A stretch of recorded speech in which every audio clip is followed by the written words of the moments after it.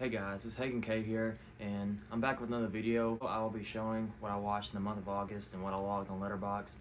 And I'm gonna go ahead and get started. If you hadn't already added me on Letterboxd, my username is bhagan00 or Hagan K. Anyways, let's go ahead and get started on what I watched in the month of August. So starting off on August the 2nd, I watched Dirty Grandpa, a comedy with Zac Efron and Robert De Niro.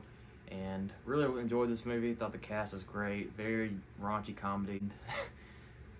A lot of hilarious moments in this movie and a fun watch. And I gave Dirty Grandpa a 3.5 stars out of 5. Also on August the 2nd, I watched The Cable Guy starring Matthew Broderick and Jim Carrey. And I've grown up loving Jim Carrey and a lot of his performances in his movies, and this is one I haven't seen yet. And after watching the movie, I really enjoyed it and thought it had a great message to it for what the movie was. More of a dark comedy than a comedy in general. And I really like the soundtrack too. I love the song at the end of the movie, I think by Jerry Cantrell, called Leave Me Alone. Love that song. It reminds me, which of course he's been part of the Alice in Chains band, and it reminds me of Alice in Chains immediately once I hear that song. Up next, on August the 3rd, I watched Sisu, a movie that premiered earlier this year, I believe. It was a foreign film, and it very much reminded me of John Wick, as what I had heard about it going into the movie, and I enjoyed it. A good action movie, not a lot of dialogue, but a fun, solid watch, and gave it a 3 stars out of 5. And I don't know if I mentioned it or not, but I gave The Cable Guy 3.5 stars out of 5. On August the 4th, I watched Terminator Genisys. Now, this movie is probably my least favorite of the franchise that I've seen so far. I liked what they were doing with it, and I liked the risks they took, but not my favorite Terminator movie out of what I've seen so far. And I gave Terminator Genisys a 2.5 stars out of 5.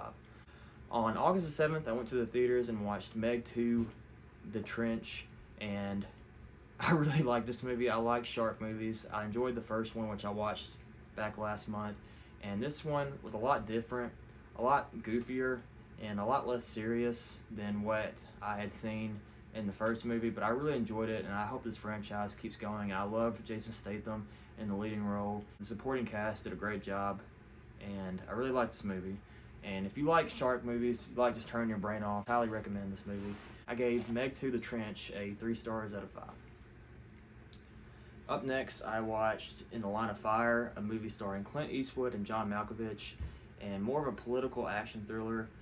I really enjoyed this movie. Talked about Clint Eastwood's character and his past life and what role he had in terms of being on security job during JFK's assassination, and just thought it was a great movie. Thought John Malkovich played a great villain in this movie, and I highly recommend it if you haven't seen it. And I think it was a movie that came out in the early 90s, but really recommend this.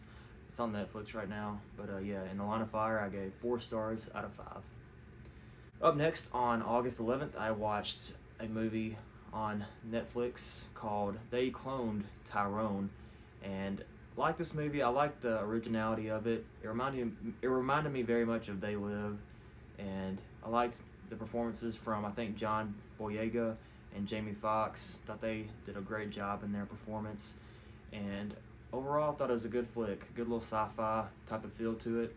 And I gave They Cloned Tyrone a 3 stars out of 5. Up next, I went and watched Enter the Dragon, which premiered in the theaters for its 50th anniversary, and Fathom Events put this out, which I talked about in another video that I may be putting up soon. But yeah, I really enjoyed Enter the Dragon, starring Bruce Lee, along with John Saxton, as well as the rest of the cast. A good kung fu classic flick from the early 70s, and really holds up. Not really outdated. I really enjoyed it, and I thought it was a great watch on the big screen. And I gave Enter the Dragon a 3.5 stars out of 5. Up next, over the next few days throughout the month of August, I watched a lot of the Nightmare on Elm Street franchise. I'd seen the first one already, so I didn't rewatch that one, but HBO Max, or in this case Max, had put up a lot of them on their streaming service, so I wanted to watch them because I haven't seen them yet.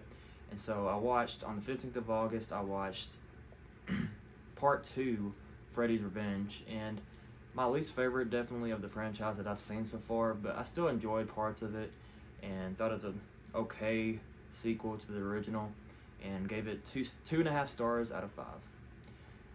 As well as on the 15th, I watched Part 3, Dream Warriors. Really like this movie. I like the direction they went with it after Part 2, and probably my favorite, I'd say, in the franchise. It brings back Nancy Thompson from the original, and I like the whole idea of a psych ward for these kids that they think something's wrong with them, but in reality it's Freddy just haunting their nightmares over and over. And really like the idea and concept they went with this movie. Plus it has one of my favorite kills from this movie as well. And I gave Dream Warriors a 3 stars out of 5. On August 16th, I watched Part 4 of the Nightmare on Elm Street franchise, and that is The Dream Master. And this one was, I didn't enjoy it as much as the third one, as Dream Warriors, but I still had a good time with it. The soundtrack is amazing, probably the best soundtrack. Thought it was an okay movie, and I gave The Dream Master a 3 stars out of 5. Now on August 17th, I watched Part 5, The Dream Child from the Nightmare on Elm Street franchise, and really thought this movie is okay. Wasn't my favorite of the franchise, but thought it was okay, and kind of a sequel to Part 4 and Alice's character. And I liked some of the, I liked some of the special effects they had in this movie. Thought they did a great job with that. A lot of the set pieces were really awesome, and I gave Part 5, The Dream Child, a 3 stars out of 5. As well as on August 17th, I watched Wes Craven's New Nightmare, which is technically, I guess, Part 7 of this franchise, and really liked it. I liked the whole meta aspect they went with it, this is before Scream came out, but this is kind of like the prequel to what Wes Craven would do in Scream a few years later in the 90s. With Heather Langenkamp playing as herself, thought she was great in the lead role here, and how Freddy's character comes back to life through a demon.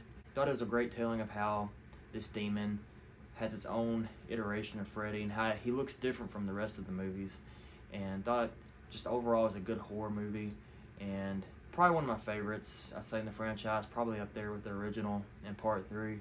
Again, not my favorite horror franchise. I did enjoy Robert Englund's performance that he did throughout all his movies, and he is what makes these movies great and this franchise great overall. So gotta give credit where credit's due, and Robert Englund did great in this movie as well. Gave New Nightmare a 3 stars out of 5. The only Nightmare on Elm Street movie I haven't seen yet now is Freddy's Dead, The Final Nightmare. This was not on Max, but I hope to watch it someday, whether it be on a physical copy or on some type of streaming service, but I do need to watch that one. That's the only one really left that I need to watch that includes Robert Englund playing the role of Freddy Krueger. So on August 18th, I watched The Hunted, starring Tommy Lee Jones and Benicio del Toro. Thought this was a great little action movie, I think directed by William Friedkin, who passed away recently. And this movie reminded me a lot of Rambo, which thought it was a good movie. Very simple story, but thought it was a great watch. It kept me pretty entertained the whole time. So I gave The Hunted a 3 stars out of 5.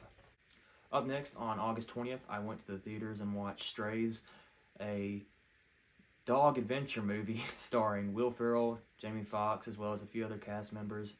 And basically what you have here is Homeward Bound, but a rated R version. And I had a great time watching this movie. And yeah, just a good raunchy little dog movie where the dogs talk, but not in a more kid-friendly type way, but more R-rated version. And had a great time in the theater watching this. And I gave Strays a 4 stars out of 5. Up next, on August 27th, I watched a classic here, and I have the steelbook of this, and that is Raiders of the Lost Ark, one of my more favorite movies ever. I mean, this is a classic if you haven't already heard of it. But yeah, not much to say about this really. I may go in depth down the road in other videos, but yeah, Raiders of the Lost Ark, gave it a 5 stars out of 5.